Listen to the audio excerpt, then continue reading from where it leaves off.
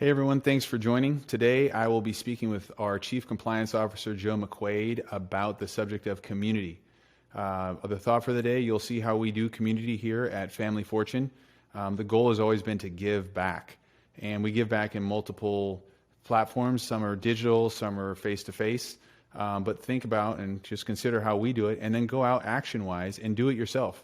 Find a community that you can plug into, that you can give back to, and start that relationship of the kind of the constant give and take, and grow the community that's near and dear to your heart.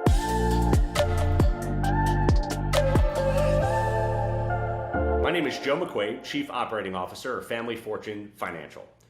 Today we're joined by Erik Flagel, Managing Director of Family Fortune Financial. Good afternoon, Erik. Good afternoon, Joe. Thank you very much for being here. I appreciate it. Absolutely. Thanks for having me. Today's topic is community. And community is a very broad term, so yes. How do you define community? I really think of it two ways. Being a kind of like, I think the last year of Gen X, I really believe that we need face-to-face interaction more. and it's kind of, this is going to sound funny coming on a podcast, but I really do believe that's part of the community, and we do that through, just community events, which I'm sure we'll talk about. But I also believe that there's a digital community that people need, because we have a passion for really connection and education. I mean, we have four main pillars in our company. It's access, transparency, fiduciary responsibility, and community. And I really believe this kind of works in tandem with access. You want to give people access to education, resources, people, and that's a community all in its own. So face-to-face community, digital online community, really the online one being more with a focus on education. Well, let's talk a little bit about the face-to-face Sure. community and the face-to-face events that Family Fortune Financial does on a regular basis. One of the most interesting ones is Red Carpet Charleston. Yes. Can you talk a little bit about Red Carpet Charleston? Yeah, I mean, we live in a city that is, I think when I moved here 4 or 5 years ago, it was growing at like 30-some people a day. And now I think that number's ballooned to, it might even be over 100. It was in the 90s with everything that's been going on. It's just a fast-growing city. That's just what it boils down to. But really, any city in America is kind of like this. There's a lot of people moving in and moving out, and you want to help people meet each other. It's really it. I mean, everyone's going to kind of have their established groups, and that's fine. But really, who wouldn't want to meet some dynamic people? If you got a chance to meet the president, if you got a chance to meet, Elon Musk, or somebody that's dynamically doing something in a different area of the city or in a company, wouldn't you want to meet them? Mm-hmm. And so what we try to do is we try to set up these events that happen periodically throughout the year and bring together some of these kind of I would say like people that are new, but not necessarily that. Sometimes they're just people that want to meet other great, interesting Charlestonian people, and connect them with other kind of established parts of the city so they can get better connected, so that they can meet each other, and then we all win together. That's really what it boils down to. Is I think when you meet people face to face, if you have differences, you realize very quickly you're not that different. Your height might be the only thing that really distinguishes you, but you're sitting there having a really interesting conversation and really kind of finding out that there are some really cool, dynamic people that live in your city, and there are some very established people that got there by doing very interesting things. And in the course of one night, you can meet 10 to 20 of them and establish a friendship or a relationship that can really help you in the city, but can help the city itself also grow. That face-to-face not just helps people individually, but helps us corporately as well. Red Carpet Charleston is a fantastic idea, and you've held many of these events over the last couple of years. Have you seen positive results? Yeah, we've seen, I'll make it like super brief. Friendships formed, business deals done, campaigns helped, political campaigns helped. You name it. That's what I'm saying. Like there is people are interesting. I think we have these ideas in our mind. People get somewhat pigeonholed, like, oh, they're an artist, they're a Democrat, a Republican, or whatever. But when you go there and you really just kind of meet dynamic people, and you're just, and again, like it's not about, the event is free. So we're not making people pay to do this. This isn't a chamber of commerce. This isn't a bunch of people sitting around with name tags on, kind of introducing themselves and trying to immediately do a business deal. This is something where we do it as a community service.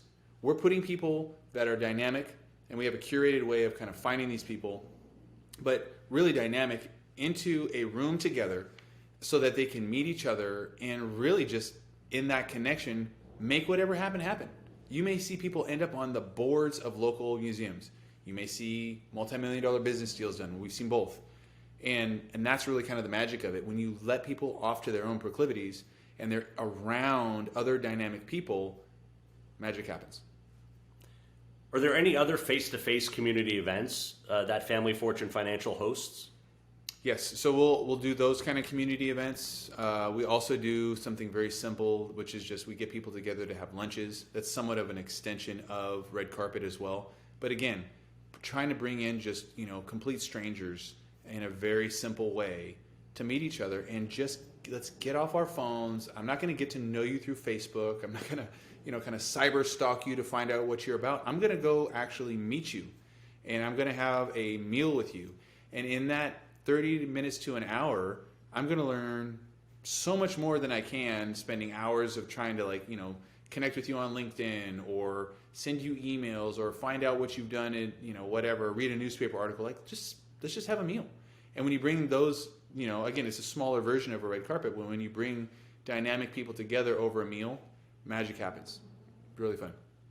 Excellent. Let's move on to the digital footprint and the way you're delivering knowledge through your website and other parts of your digital framework.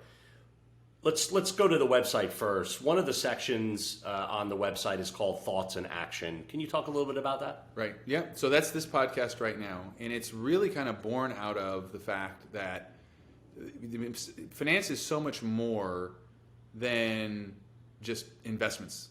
A lot of times people will think of a financial advisor as someone who just kind of times the market or figures out what stock to buy. And that's a part of it, but it's like a very small part. Really, when I think of what we do, it's wealth generation and it's a legacy creation. That's really what we're trying to do. And if that's where we're at, you can't do that with investments. I can make you money, but I can't create a legacy. So the legacy itself sometimes comes from protection. So we'll go through topics that aren't just investment related. Sure, we'll do investments, but we'll also talk about estate planning. We'll talk about strategies for your retirement plan and your business, liquidation strategies, tax strategies, different things that affect your wealth but aren't necessarily an investment specific.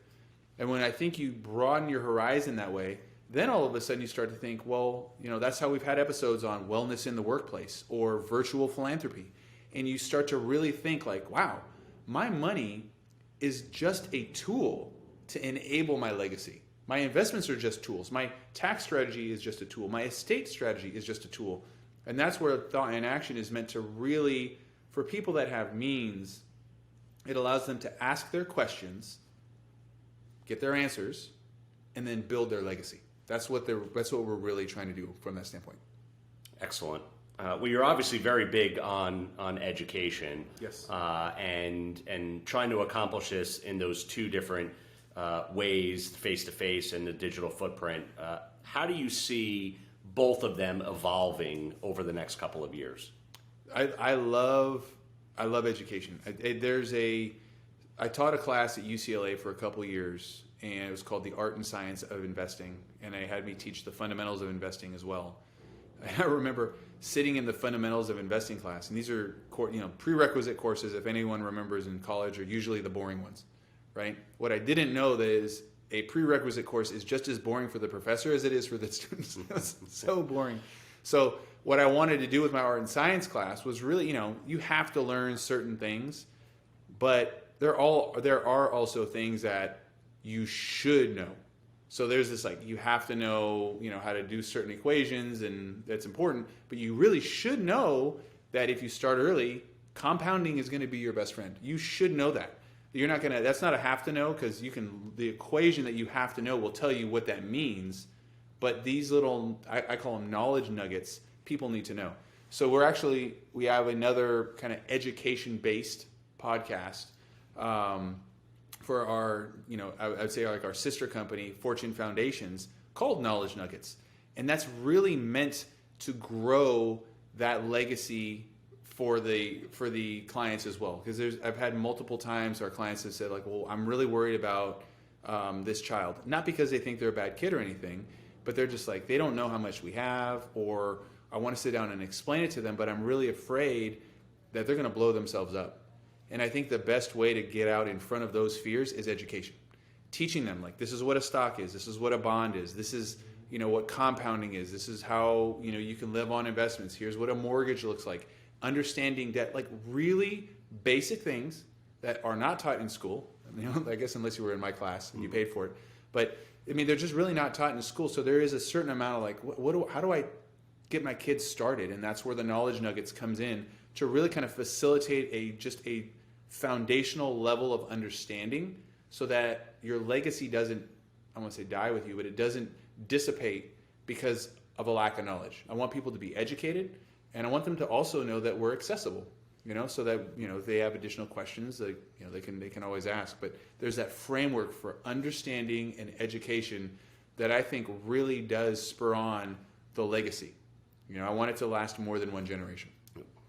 Well, Benjamin Franklin once said, knowledge pays the best interest, and it sounds like you agree. I do agree. Excellent. Our country's still around, which is good. So. Absolutely. Well, thanks for your time today, Erik. Absolutely, Joe. Thank you. Absolutely.